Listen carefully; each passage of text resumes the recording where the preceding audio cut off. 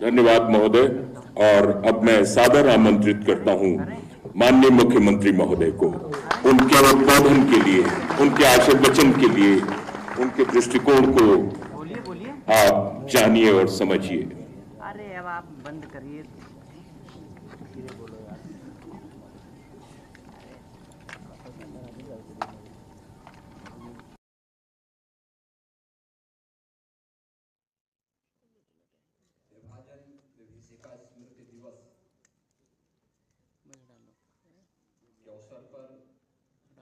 संस्कृति विभाग के द्वारा आयोजित आज के इस कार्यक्रम में मंच में उपस्थित प्रदेश सरकार में मंत्रिमंडल के मेरे वरिष्ठ सहयोगी उप मुख्यमंत्री द्वय श्री केशव प्रसाद मौर्य जी, श्री ब्रजेश पाठक जी, पर्यटन एवं संस्कृति मंत्री श्री जयवीर सिंह जी, राज्य मंत्री कृषि विभाग सरदार बलदेव सिंह ओलख जी, मंच पर उपस्थित लखनऊ की महापौर श्रीमती सुषमा खड़गवाल जी, पूर्व डिप्टी सीएम और राज्यसभा के माननीय सांसद डॉक्टर दिनेश शर्मा जी, राज्यसभा के माननीय सांसद श्री ब्रजलाल जी, माननीय सांसद श्री संजय सेठ जी, मंच पर उपस्थित हमारे सभी सम्मानित जनप्रतिनिधिगण, आज के इस समारोह में सहभागी बन रहे सभी महानुभाव और विभाजन की त्रासदी को झेले हुए परिवारों के सभी सम्मानित सदस्यगण और उपस्थित बहनों और भाइयों,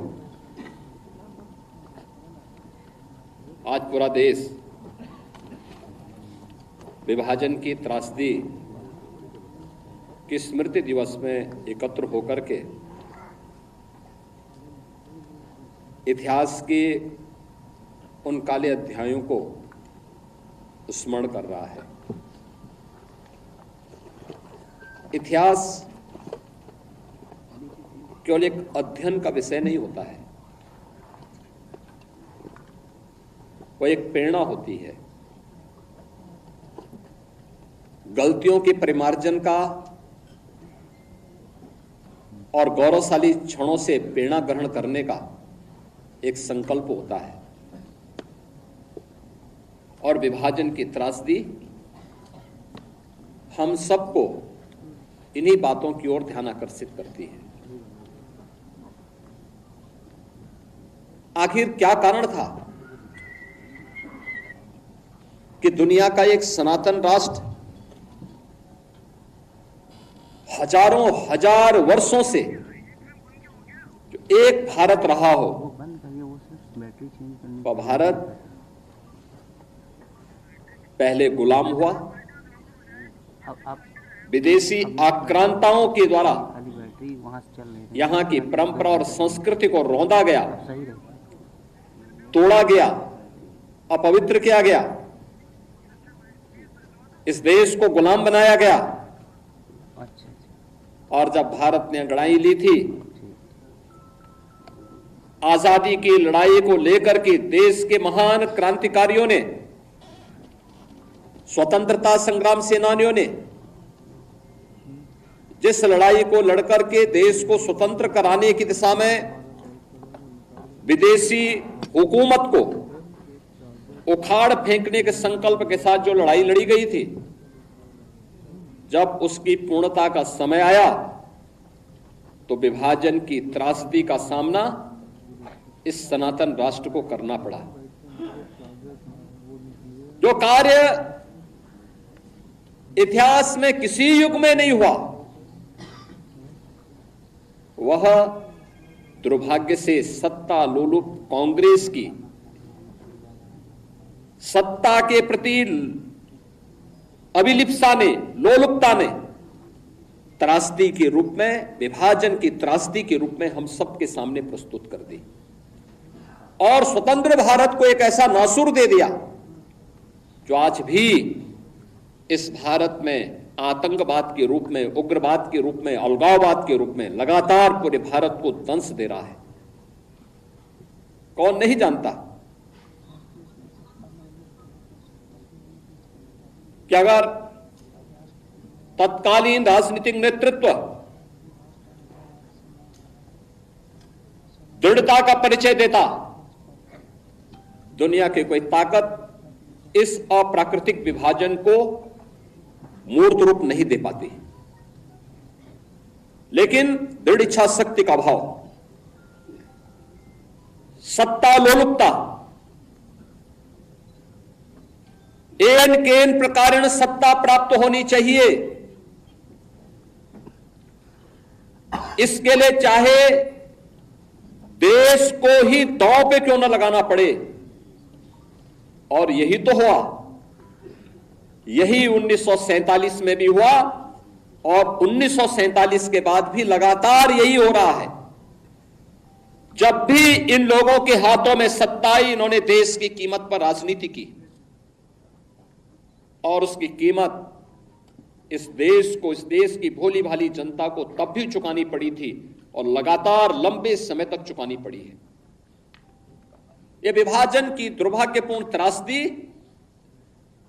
हम सबको उन्हीं गलतियों के परिमार्जन की तरफ हमारा ध्यान आकर्षित करती है। भारत बल, बुद्धि, विद्या सब में दुनिया का नेतृत्व करने की सामर्थ्य रखता था। याद करिए 16वीं सदी तक भारत का वैभव दुनिया के अंदर अग्रणी था। अगर दुनिया की जीडीपी की आप बात करते हैं तो दुनिया की अर्थव्यवस्था का आधा भाग का नेतृत्व अकेले हिंदुस्तान करता था 16वीं सदी तक। इतना समृद्ध भारत था और यह तब था जब कई सौ वर्षों तक लगातार विदेशी आक्रांताओं के आक्रमण को यह झेल रहा था। और लगातार फिर किस स्थिति में यह पहुंच गया था, आपने भी वो दृश्य देखा है फोटोग्राफ के माध्यम से। इस जो यहां पे भी सूचना विभाग ने त्रासदी के कुछ दृश्य आपके सामने प्रस्तुत किए।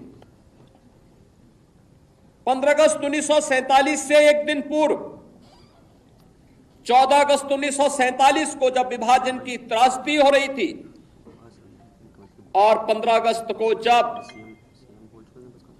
देश के अंदर तत्कालीन प्रधानमंत्री पंडित जवाहरलाल नेहरू के द्वारा भारत के तिरंगे को पहरा करके कांग्रेस के नेताओं के द्वारा देश के अंदर आजादी के जश्न को मनाने का कार्य किया जा रहा था, तब लाखों लोग अपनी मातृभूमि को छोड़ने के लिए, अपने परिवारों को छोड़ने के लिए मजबूर हो रहे थे। किस प्रकार की यातनाएं उन पे पड़ रही थी, किस प्रकार का दृश्य था, किस प्रकार के मानवीय अत्याचार हो रहे थे, ये किसी से छुपा हुआ नहीं है। और ये दृश्य बहुत कुछ है, चित्र बहुत कुछ बोल देते हैं। यानी दुनिया का सबसे समृद्धतम देश 1947 तक आते आते एक दलित देश में बदल गया था। और वह दृश्य भी आपने देखा, वह दृश्य भी आपने देखा है। ये क्यों हुआ? क्या ये सच नहीं कि हमारी कुछ कमजोरियों ने आक्रांताओं को देश के अंदर आक्रमण करने के लिए एक स्पेस दिया? और जो गलतियां इतिहास के उन काले अध्यायों में हम सबके सामने कैद है, क्या वही गलतियां चुनाव के समय राजनीतिक नेतृत्व देश के अंदर इस प्रकार की गलतियां राजनीतिक दलों के द्वारा नहीं की जाती हैं? ये जाति के नाम पर विभाजन की त्रासदी तक पहुंचाने की एक कथा वही है जो पहले जातीयता के नाम पर होता था, जातिवाद के नाम पर होता था। आज वही कार्य, वही कृत्य, वही कारनामे राजनीतिक दलों के स्तर पर जातीयता का नग्न तांडव करके फिर उसी विभाजन की ओर ले जाने की कुत्सित चेष्टा की जा रही है। परिणाम क्या है? परिणाम आप सबके सामने फिर वही है। परिणाम फिर आपके सामने वही है। तिथि बदली है, लेकिन चेहरे बदले होंगे, लेकिन घटनाओं का स्वरूप उसी प्रकार का है जो 1947 में हुआ था। वही तो पाकिस्तान में आज भी हो रहा है। वही तो पूर्वी पाकिस्तान कहा जाने वाला आज का बांग्लादेश में वही तो हो रहा है। उस समय 10 लाख हिंदू एक साथ काटे गए थे। हिंदू सिख सभी थे, एक साथ काटे गए थे। और आज भी वही आगजनी, वही तोड़फोड़, वही लूटपाट, बहन और बेटियों के साथ वही अत्याचार, उसी प्रकार की त्रासदी का दृश्य आज भी हम सबके सामने है। और इस सब के बावजूद इस प्रकार के कार्यक्रमों को केवल एक औपचारिकता बना करके हम लोग केवल अपनी बात करने तक सीमित हो जाते हैं। आखिर कब इतिहास की इन गलतियों से हम सबक सीखेंगे? और आज मैं आप सबसे यही कहने के लिए आया हूं। हम आभारी हैं प्रधानमंत्री मोदी जी के, जिन्होंने इतिहास के इन काले अध्यायों से पर्दा उठा करके देश की जनता की आंखों को खोलने का काम किया है, देश का ध्यान आकर्षित किया है, इतिहास की इन गलतियों के परिमार्जन के लिए रास्ता बनाने का एक आह्वान हम सबका किया है। और उसी आह्वान के साथ जोड़ने के लिए मैं आप सबसे भी कहने के लिए आया हूं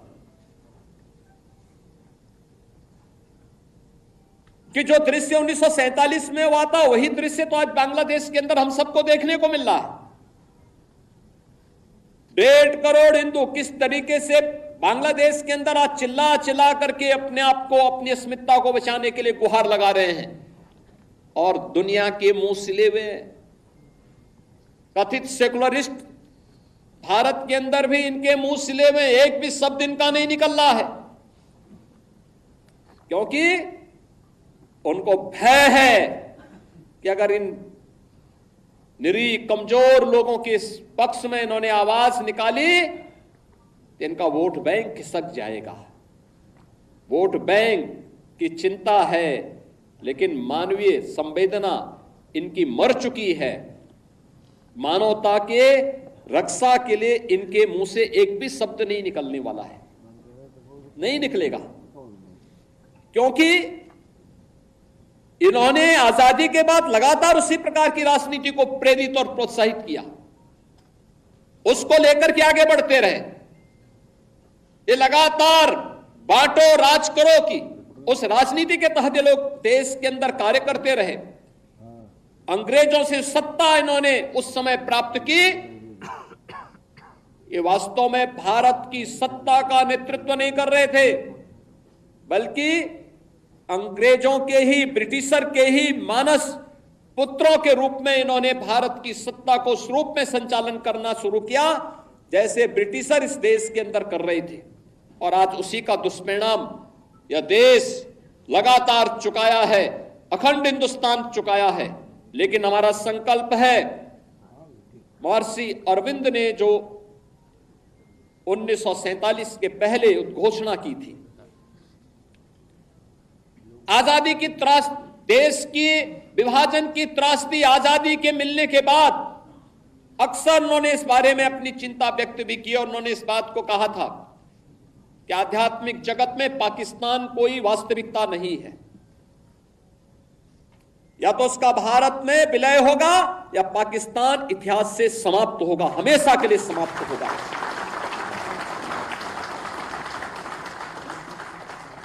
क्योंकि आध्यात्मिक जगत में जब जिसका कोई वास्तविक अस्तित्व नहीं है, उसको नष्ट ही होना है। और उसकी नष्टता, उसके नश्वरता को हमें संदेह की निगाहों से नहीं देखना चाहिए। हमें मानना चाहिए ये होगा, लेकिन इसके लिए हमें भी तैयार होना होगा, हमें भी अपने आप को तैयार करना होगा। हमें अपनी उन गलतियों का परिमार्जन करना पड़ेगा जिन गलतियों के कारण विदेशी आक्रांताओं को भारत के अंदर घुसने, भारत के पवित्र तीर्थ स्थलों को अपवित्र न करने, भारत की परंपरा और संस्कृति को नष्ट करने का एक अवसर जिन्हें प्राप्त हुआ था, उस प्रकार की गलतियों को, वह विभाजन की जो त्रासदी तक हमें पहुंचाया है, वह जातीय विभाजन के रूप में, क्षेत्रीय विभाजन के रूप में, भाषाई विभाजन के रूप में, इन सभी से उभर करके हम सबको राष्ट्र प्रथम के भाव के साथ मिलकर के कार्य करना होगा। भारत की आजादी इस बात के लिए हम सबका आह्वान कर रही है। और याद रखना, भारत केवल दुनिया का सबसे बड़ा लोकतंत्र ही नहीं है, ये लोकतंत्र की जननी भी है। जितनी स्वतंत्रता भारत ने अपने नागरिकों को दी है, दुनिया के अंदर इस प्रकार की स्वतंत्रता किसी भी अन्य देश में अपने नागरिकों को नहीं प्राप्त हो पाई है। हम सबको अपने संविधान पर गौरव की अनुभूति करनी चाहिए। भारत के संविधान निर्माताओं के प्रति अपार श्रद्धा और सम्मान का भाव व्यक्त करना चाहिए।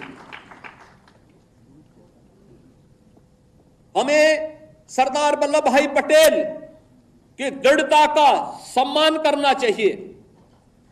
हमें बाबा साहब डॉक्टर भीमराव अंबेडकर के प्रति सत सत नमन करना चाहिए, जिन्होंने अपनी पीड़ा को दबाने के बावजूद भारत की एकता और अखंडता के प्रतीक भारत के संविधान को भारतवासियों को प्रदान किया, जो संविधान आज भी हम सबका नेतृत्व करता है, हमारा मार्गदर्शन करता है।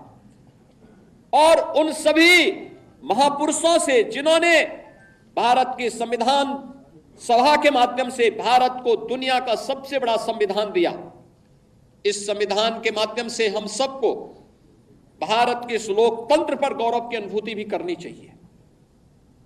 और इस लोकतंत्र के साथ मिलकर के कैसे हम लोगों को जो स्वतंत्रता मिली है, इन स्वतंत्रता के उन नायकों के प्रति श्रद्धा का भाव व्यक्त करना होगा, जिन महापुरुषों ने अपना सर्वस्व भारत की आजादी के लिए समर्पित करके अपने आप को बलिदान किया था।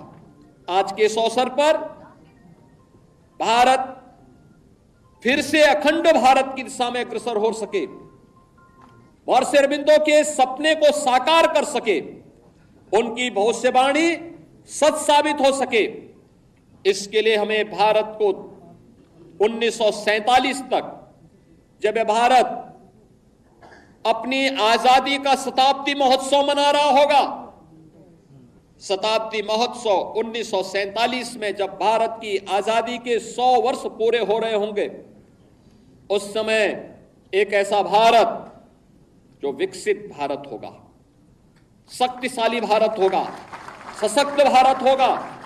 उस सशक्त भारत के निर्माण के लिए प्रधानमंत्री जी ने आजादी के अमृत महोत्सव के अवसर पर जिन पंच प्रणों की बात की, उन पंच प्रणों में सबसे महत्वपूर्ण प्रण है और वह है नागरिक कर्तव्य।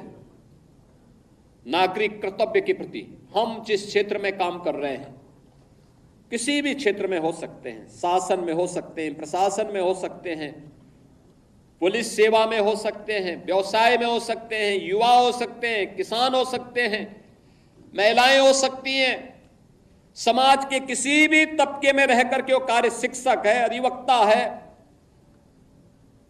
किसी भी क्षेत्र में वो काम कर रहा है, उस क्षेत्र में अपने नागरिक कर्तव्यों का पालन करते हुए राष्ट्र प्रथम के भाव के साथ उसे कार्य करना होगा। राष्ट्र प्रथम का यह भाव जब हमारे जीवन का संकल्प बनेगा, तो भारत के अंदर भारत को दुनिया की सबसे बड़ी ताकत बनने में कोई देर नहीं लगने वाली है।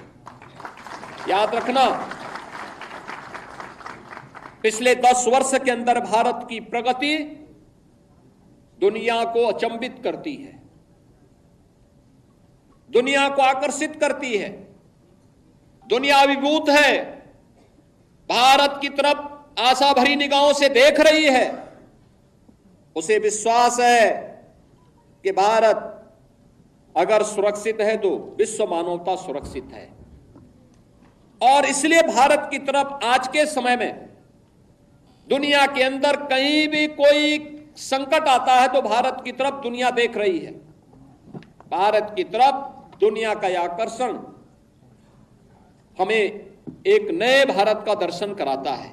प्रधानमंत्री मोदी जी के नेतृत्व में इस नए भारत को दुनिया की सबसे बड़ी ताकत के रूप में स्थापित करना, और 10 वर्ष में, आज से 10 वर्ष पहले भारत दुनिया की 10वीं बड़ी आर्थिक महाशक्ति था। आज भारत दुनिया की 5वीं बड़ी अर्थव्यवस्था बना है। अगले 3 वर्ष के अंदर भारत दुनिया की 3री बड़ी अर्थव्यवस्था बन जाएगा।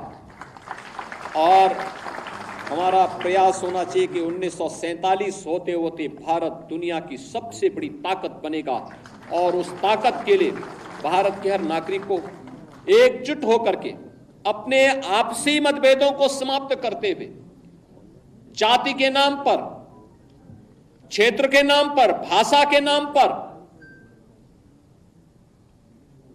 विभाजन करने वाले उन ताकतों से सतर्क रहते हुए एक भारत श्रेष्ठ भारत के बारे में सोचना होगा। इतिहास के उन गलतियों के परिमार्जन का एक अवसर हम सबके सामने है। हम फिर से इस प्रकार की गलतियों की त्रासदी और इस प्रकार की विभाजन की त्रासदी का सामना फिर से वर्तमान और भावी पीढ़ी को न करना पड़े, इसके लिए हम सबका संकल्प होना चाहिए, जीवन का ध्येय होना चाहिए। विभाजन की इस त्रासदी के लिए तत्कालीन कांग्रेस नेतृत्व पूरी तरह जिम्मेदार रहा है। कांग्रेस विभाजन की इस त्रासदी के लिए और समय समय पर देश के साथ हुए इस धोखे के लिए कभी देश की जनता से माफी नहीं मांगेगी, क्योंकि उनका चरित्र कभी भी इस प्रकार का नहीं रहा। कांग्रेस का वास्तविक चरित्र अधिनायकवादी रहा है, और देश के अंदर जब भी उसको अवसर मिला उसने लोकतंत्र के गले को घोंटने का प्रयास किया। 1975 इसका उदाहरण है। जब भी कहीं पर नागरिकों ने अपने अधिकारों की बात की, उसने आपस में लड़ाने का काम किया। देश के अंदर भाषाई विवाद, देश के अंदर क्षेत्रीय विवाद, देश के अंदर सनातन राष्ट्र में हिंदू और सिखों को आपस में लड़ाने का कार्य, ऐसे तमाम ऐसे पाप हैं इनके, जिन पापों की कभी माफी नहीं दी जा सकती है। और इसलिए हमें इस प्रकार के लोगों से सावधान रहते हुए फिर कहीं भी कोई ऐसी स्थिति ना आने पाए जो देश के वर्तमान और भावी पीढ़ी के सामने इस प्रकार की दुर्भाग्यपूर्ण त्रासदी की स्थिति पैदा करे। इसके लिए हम सबके जीवन का इस संकल्प होना चाहिए, हम इसके लिए परिमार्जन करने की दिशा में आगे बढ़ सकें। मैं धन्यवाद दूंगा उन वक्ताओं को जिन्होंने अपनी बातों को यहां पे रखा, और खास तौर पर सरदार निर्मल सिंह ने बहुत अच्छे ढंग से उन्होंने एक बात भी यहां पे रखी कि त्रासदी किस प्रकार की थी। हमारी लखनऊ की पूर्व मेयर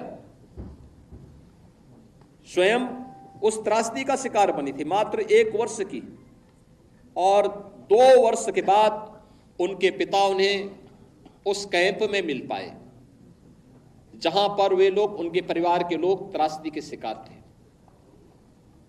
किस प्रकार की स्थितियां थी, बैलगाड़ी से चल रहे हैं, उनको भी पता नहीं उनका ठिकाना कहां है, कहां लक्ष्य है, कोई पता नहीं। किस प्रकार के दृश्य थे, किस प्रकार की त्रासदियां थी।